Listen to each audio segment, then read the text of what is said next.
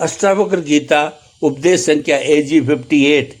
आत्मा की शांति अनुभव करने के लिए इच्छाओं का विसर्जन अनिवार्य है और यह दमन नहीं बल्कि उनकी व्यर्थता की गहरी समझ है।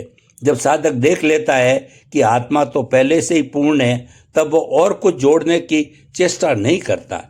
यही अवस्था वास्तविक मुक्ति है। इच्छा के समाप्त होने से ही सच्चा वैराग्य जन्म लेता है। आत्मा ना कभी जन्म लेती है, ना ही कभी मरती है। वह ना उत्पन्न होती है और ना ही कभी नष्ट हो सकती है। आत्मा समय की सीमाओं से परे है। शरीर बदलते हैं, नाम रूपांतरित होते हैं, कर्मों के फल निरंतर बदलते रहते हैं, पर आत्मा न तो किसी आरंभ को जानती है और ना ही किसी अंत को। यह समझ साधक को मृत्यु के भय से पूरी तरह मुक्त कर देती है। जब वह गहराई से अनुभव करता है कि उसका वास्तविक स्वरूप कभी जन्मा ही नहीं, तब ना भविष्य की चिंता बचती है और न ही अतीत का बोझ। वह बोध जीवन में असाधारण निर्भयता और गहन स्थिरता भर देता है। यह अनुभव शरीर से दूरी नहीं बनाता बल्कि उसके पार की वास्तविकता तक ले जाता है। आत्मा एक रस है, ना सुख में उछलती है ना दुख में बिखरती है। वह हर परिस्थिति में समान रूप से स्थित रहती है। वह केवल साक्षी है, प्रतिक्रिया देने वाली शक्ति नहीं। साधक को यह पहचानना आवश्यक है कि जो भीतर शाश्वत शांति के रूप में विद्यमान है वही कभी परिवर्तित नहीं होता, और जब कोई इस संभव में दृढ़ हो जाता है तब उसका अस्तित्व अडोल हो जाता है।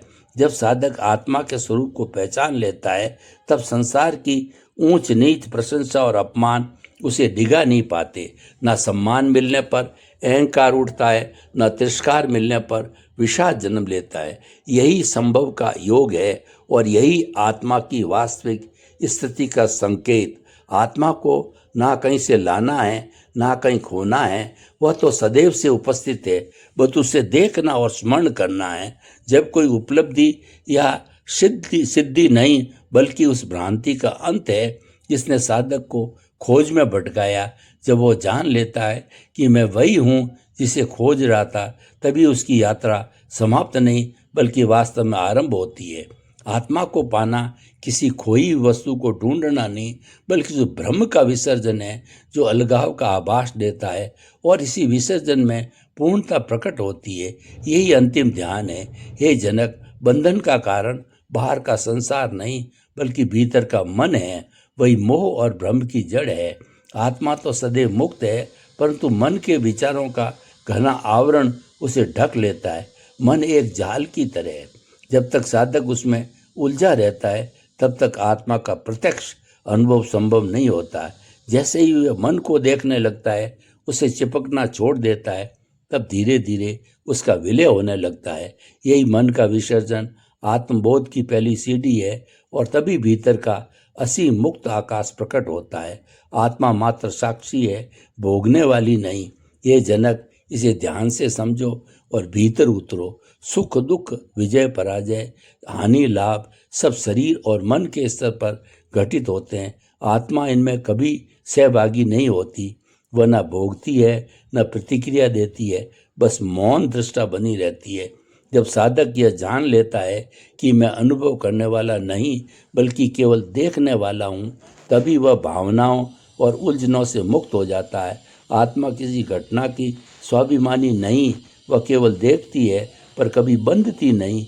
यही आत्मा का वास्तविक स्वरूप है। सभी कुछ उसकी उपस्थिति में घटित होता है, परंतु वह किसी से रंजित नहीं होती।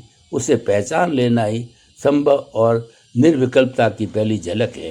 अहंकार ही सभी क्लेशों का मूल कारण है। जब मन में भाव उठता है कि मैं कर रहा हूँ, मैं जानता हूँ, मैं श्रेष्ठ हूँ, तभी दुख और बंधन जन्म लेते। आत्मा में कोई मैं नहीं होता, वहाँ केवल मौन उपस्थित रहती है।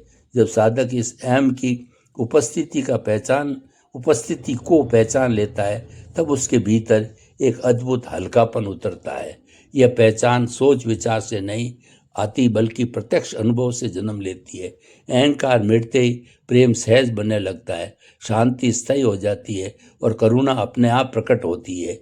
यही अहंकारहीन अवस्था आत्मबोध की भूमि बनती है।